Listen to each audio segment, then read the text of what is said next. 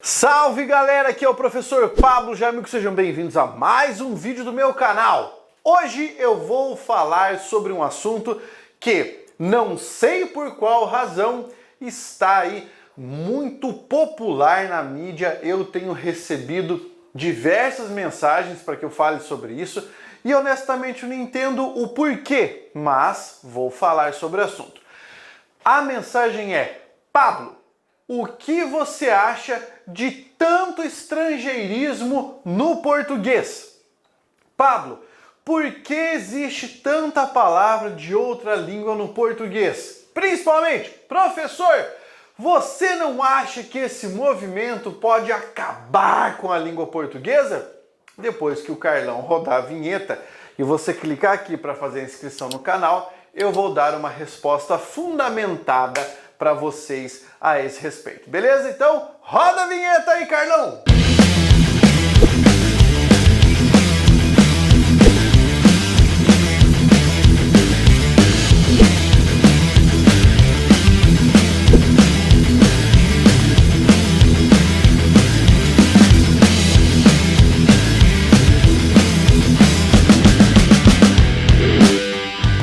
Vamos lá, então. Eu vou dar para você uma resposta não apenas como professor de língua portuguesa, mas vou dar uma resposta para você como pesquisador dentro da área de linguística, tá? Eu sou linguista, eu pesquiso isso. A minha área de formação é essa, meu doutorado é em linguística. Então, vamos entender uma coisa muito importante.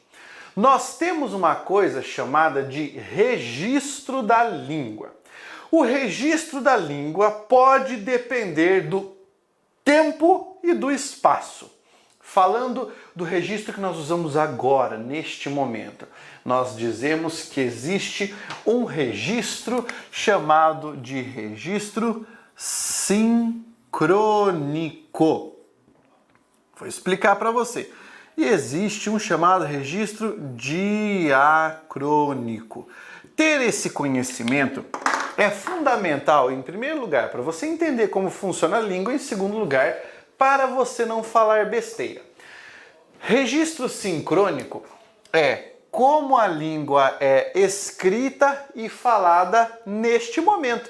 Quer dizer, você faz um recorte sincrônico, é nesse lapso temporal, neste momento. Então, sincrônico, agora. Beleza? Quando você pensa no registro diacrônico, você tem aqui o prefixo dia, que significa por meio de, e cronos, né, do tempo. Então, o registro diacrônico é aquele que ocorreu na passagem do tempo. Então, enquanto no registro sincrônico nós estudamos o agora, no diacrônico seria como se nós estudássemos a história, tá? A história e a evolução da língua. Tá bom? Vamos começar com um ensinamento bem legal. O português nem sempre foi como ele é hoje. Então muita gente fala assim: ah, é porque estão matando a língua portuguesa, que a língua portuguesa é dessa forma, é de outra forma e blá blá blá, essa história toda. Bem, vamos começar com uma simples aula de história. A língua portuguesa é o último romanço, ou romance, se você preferir. O que é isso, cara, último romance? É a última língua que evoluiu de outra língua, tá? De uma língua que era falada em Roma. E que língua era falada em Roma? O latim, exatamente. Então nós tínhamos o latim. É por isso que naquele poema Língua Portuguesa, do Olavo Bilac, ele começa assim, ó: última flor do Lácio, inculta e bela. Quando ele diz última flor do Lácio, ele está dizendo que a língua portuguesa foi a última língua que derivou do latim, né? O latim da região do Lácio, Lásio, né? Vamos pensar naquela região lá. Lógico, o latim já teve todas as suas transformações. O latim que gerou a língua portuguesa foi o latim vulgar, né? O latim que era falado pelos combatentes, pelos soldados. Daí, o latim vai se transformando ao passar do tempo, tá? Eu vou dar um salto gigantesco aqui, tá? Do latim para uma forma antiga ainda do chamado galego ou galaico, galego, português. Português, tá bom? Bem, o que é essa forma de galego ou galaico português? É uma protolíngua portuguesa que veio do latim e tinha uma mistura de vários lugares. Por quê, cara? Porque o latim foi uma língua trazida lá para a região da Península Ibérica, Portugal, Espanha, né? Os reinos lá de Navarro, Aragão, Costela, enfim. Aí o que eu quero dizer para você, essa língua do galego português ou galaico português, falta um hífenzinho aqui, é aquilo que vai se transformar tempos depois no português, tá? Português. Mas não esse português que se fala no Brasil hoje. O português arcaico ainda, cara, com várias formas diferentes, que nem é o mesmo português que se fala em Portugal hoje. Tá bom, Pablo.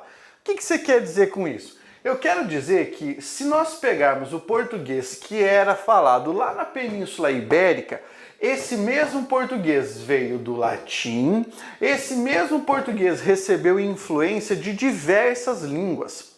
Quer ver um exemplo? A palavra almofada. A palavra almofada não existia no português. A palavra almofada veio do árabe, né? Almohada, e que se transformou em almofada. Assim como a palavra azeitona não existia no português. Veio do árabe, al-seitun. E aí essa palavra foi se transformando até chegar à palavra azeitona. Assim como nós herdamos algumas palavras de tribos como os jutos, os otomanos, tá? Isso aconteceu mesmo. Até a língua inglesa tem uma formação, né, de um momento semelhante aqui. Por isso que existem aquelas palavras parecidas, né, que nós chamamos de cognatos. Beleza, então o que eu quero que você entenda, aqui ó, já no nascimento do português, várias comunidades que viviam no entorno da região da Península Ibérica ou do próprio Condado Portucalense, várias dessas comunidades já falavam outras línguas. E qual é a coisa mais natural que ocorre quando você tem pessoas de culturas e línguas diferentes convivendo? Intercâmbio linguístico cultural. Foi o que aconteceu. Então, várias palavras começaram a vir para a língua portuguesa. Por quê? Porque uma língua não se faz exclusivamente de uma base própria e morre nela. Ela recebe incursões. Essas incursões não são contaminações, são contribuições. Uma língua é tanto rica quanto mais ela receber contribuições e quanto mais ela abraçar essas contribuições.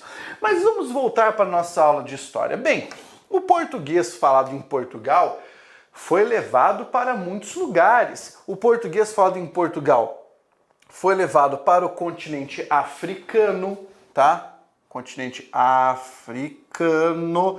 Você possui várias formas do português dentro da África, certo? Países cuja língua oficial é o português. Esse mesmo português foi levado para a China. Este mesmo português foi trazido para o nosso país, para o Brasil, para a América. O português que foi trazido para o Brasil não é o português que você fala hoje.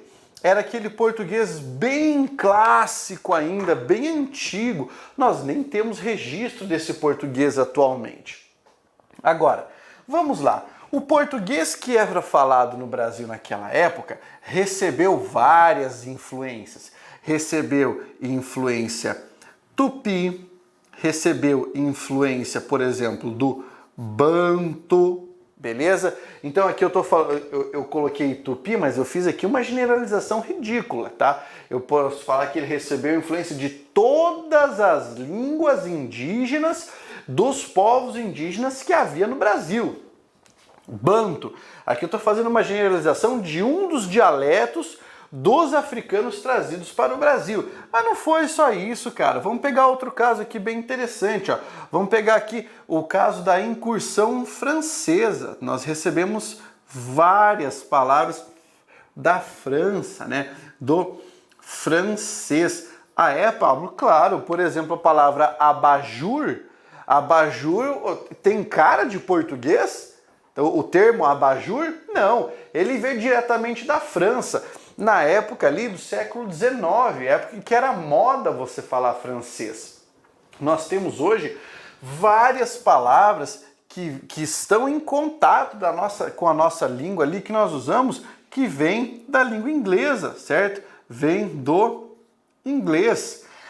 Mas aí você vai falar assim, ah, Pablo, mas é só, claro que não. Se você for, por exemplo, para regiões mais ao sul do Brasil, vamos pegar aqui, por exemplo, regiões de Santa Catarina, algumas que ficam mais para o oeste do Paraná, em que você tem as pessoas que falam o Brasideutsch, né, que é a influência do alemão dentro da língua portuguesa, há vocábulos que são naturais do alemão, que são adaptados para a fala cotidiana dentro da língua portuguesa.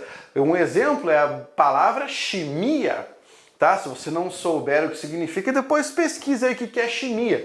Então aqui eu estou dando um exemplo de algumas línguas que enriqueceram o nosso idioma, ampliaram o nosso vocabulário, certo?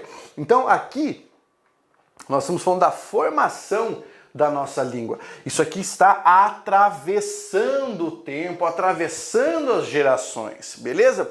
Muitas pessoas acham que a língua portuguesa é somente aquilo que elas estudaram um pouquinho e que existem algumas regras aqui e outras regras ali, e eu não concordo com essa ideia de ficar falando várias outras palavras, tipo falar job, falar work, coisas em inglês, porque eu moro no Brasil e tinha que falar língua brasileira. Calma, então vamos devagar.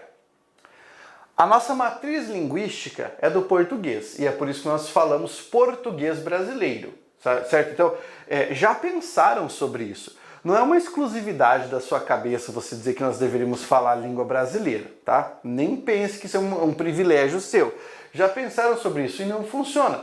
Nós falamos o português brasileiro, assim como existe o português europeu. Tanto que nos artigos científicos até essa nomenclatura já é indicada. Outro lugar. Muita gente fala, nossa, não deveria haver tantas palavras de outras línguas no português. A primeira pergunta é por quê? Sendo que é esse o processo de formação de uma língua. Segundo ponto, é exatamente esse contato que nos permite um multilinguismo e a capacidade de entender outras línguas. Isso é muito importante.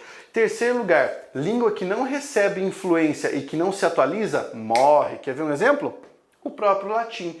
Ninguém mais fala latim hoje. Por quê? Porque é uma língua que desapareceu por não se atualizar. A língua portuguesa se atualiza. Ela possui suas atualizações que são atualizações naturais de uma língua, não atualizações artificiais. Fique bem claro isso aqui. No ano de 2001, o deputado, acho que era deputado federal, Aldo Rebelo, escreveu uma espécie de projeto de lei para proibir o uso de estrangeirismos na língua portuguesa. Isso é uma coisa assim ridícula, é uma coisa que assim, ela é tão absurda que dá vontade de você rir da cara de quem propôs isso. Porque uma língua não funciona assim. Uma língua não está submetida à vontade de uma pessoa. Uma língua está submetida às leis naturais que governam uma língua natural. Então, quando você vir, existem várias palavras que estão sendo utilizadas agora. Isso faz parte de um processo de aproximação e afastamento de línguas. Quer ver um outro caso? Você mora numa região de fronteira, por exemplo. Na sua região de fronteira, você tem fronteira com um país que fala espanhol. Você vai perceber como várias pessoas misturam o vocabulário e que existem incursões de uma língua em outra. Isso acontece em outros países, países da Europa, cujas fronteiras são muito próximas, em que você tem intercâmbio cultural e linguístico. Isso é muito comum. Então vamos refinar aqui o nosso raciocínio. Toda vez que uma pessoa vier para você falar mal de uso de estrangeirismo e tudo mais, significa que essa pessoa, do ponto de vista linguístico, infelizmente é ignorante. Ela não sabe que o multilinguismo, o contato faz a nossa língua enriquecer, faz a nossa língua ganhar mais elementos. Tanto que a nossa língua é altamente produtiva. Ela possui uma gama gigantesca de sinônimos e diversas possibilidades. Ela é altamente gerativa. Nossa língua é muito fantástica por causa disso. Beleza? Dei aqui um panorama para você entender isso e para a gente colocar uma pá de cal sobre essa discussão e as pessoas não ficarem mais falando que estrangeirismo é uma coisa ruim. Se você tiver a fim de fazer um mini curso de língua portuguesa comigo, grátis, na faixa mini curso de língua portuguesa, eu vou deixar o link aqui embaixo, você clica, faz o cadastro e pode assistir ao meu mini curso de língua portuguesa, beleza? Um grande abraço e até a nossa próxima aula. Força, guerreiro!